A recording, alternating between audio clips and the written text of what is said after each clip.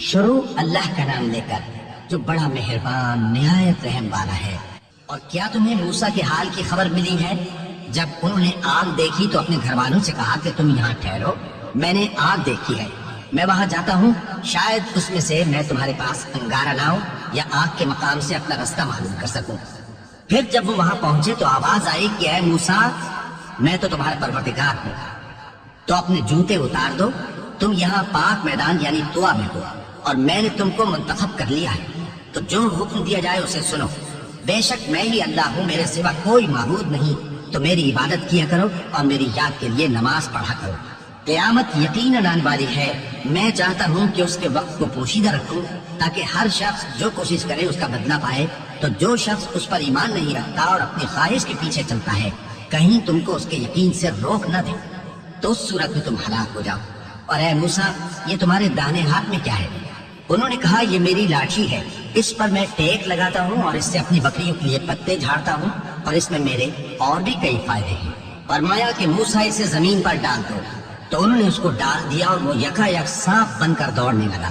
فرمایا کہ اسے پکڑ لو اور ڈرنا مت، ہم اس کو ابھی اس کی پہلی حالت پر لوٹا دیں گے، اور اپنا ہاتھ اپنی بغل میں دبا لو کہ وہ کسی عیب و بیماری کے بغیر سفید چمکتا دمکتا نکلے گا۔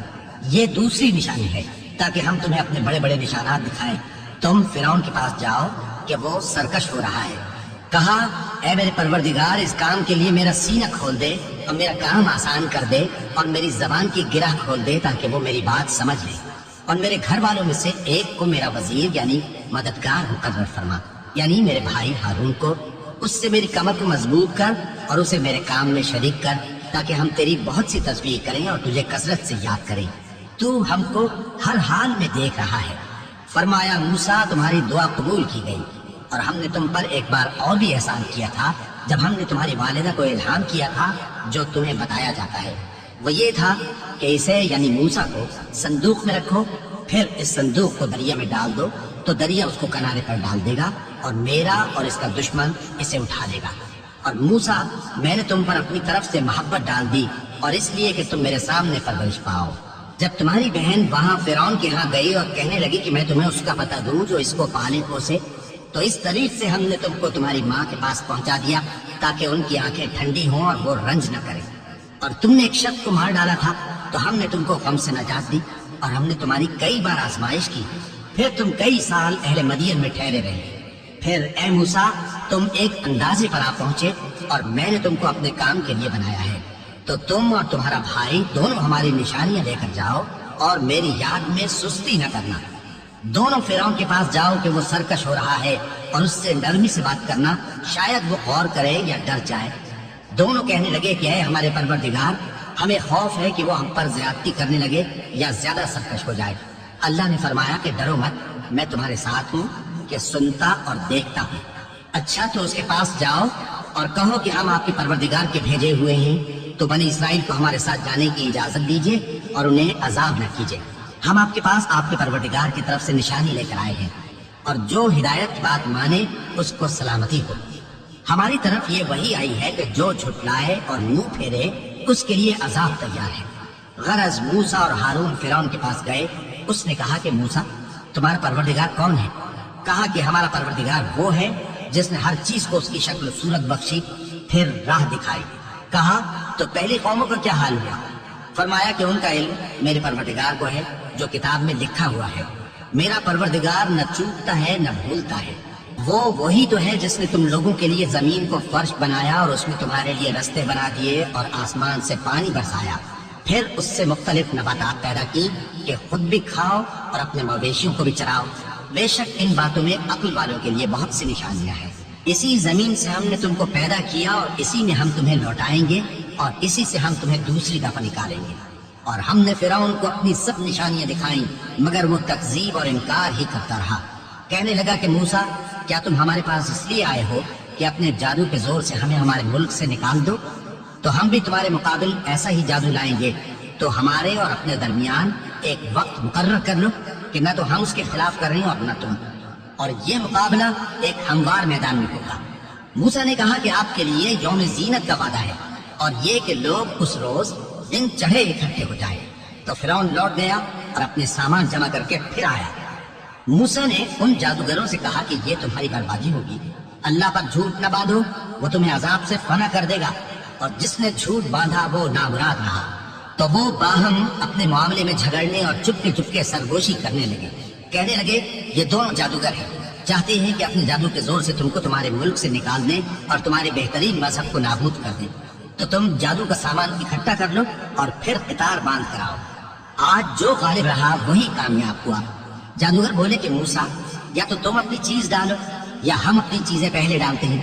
موسیٰ نے کہا بلکہ تم ہی پہلے ڈالو۔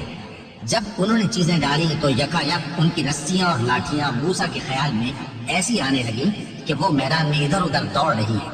اس وقت موسیٰ نے اپنے دل میں خوف محسوس کیا۔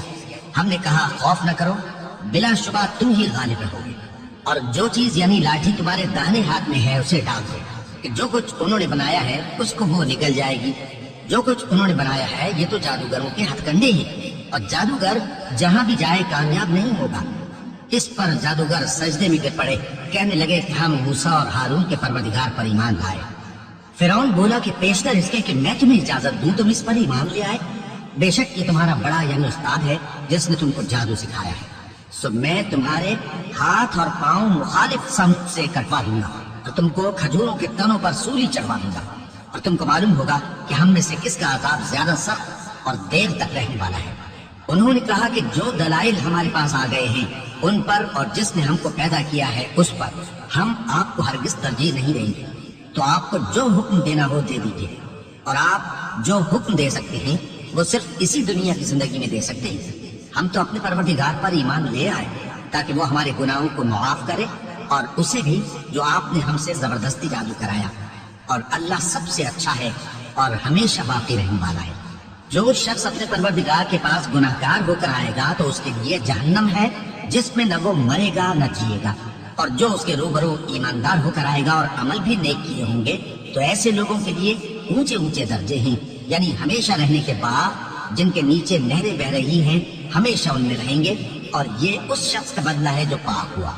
اور ہم نے موسیٰ کی طرف وہی بھیجی کہ ہمارے بندوں کو راتوں رات نکال لے جاؤ، پھر ان کے لیے سمندر میں لاٹھی مار کر خشک رستہ بنا دو، پھر تم کو نہ فرعون کے آ پکڑنے کا خوف ہوگا اور نہ غرق ہونے کا ڈر۔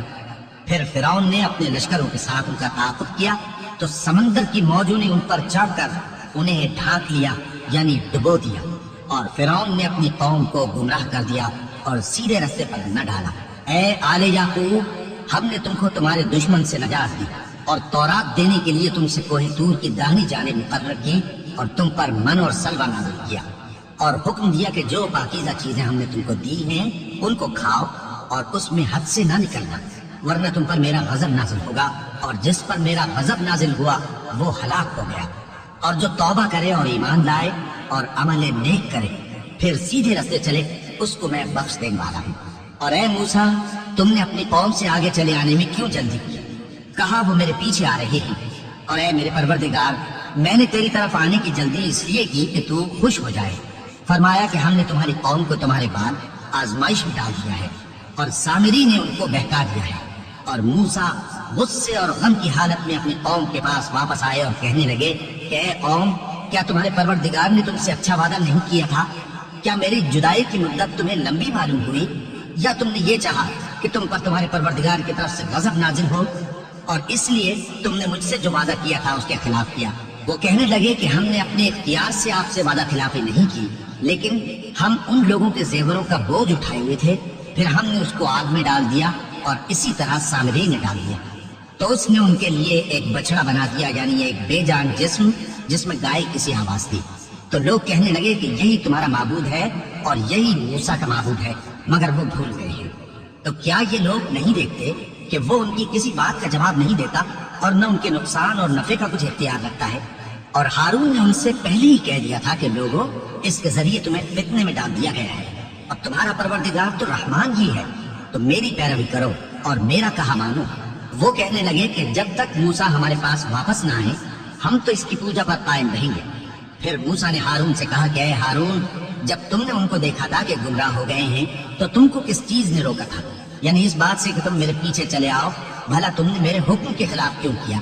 کہنے لگے کہ اے ماں جائے، میری داڑھی اور سر کے بالوں کو نہ پکڑیے، میں تو اس سے ڈرا کہ آپ یہ نہ کہیں کہ تم نے بنی اسرائیل میں تفرقہ ڈال دیا اور میری بات کو ملحوظ نہ رکھا۔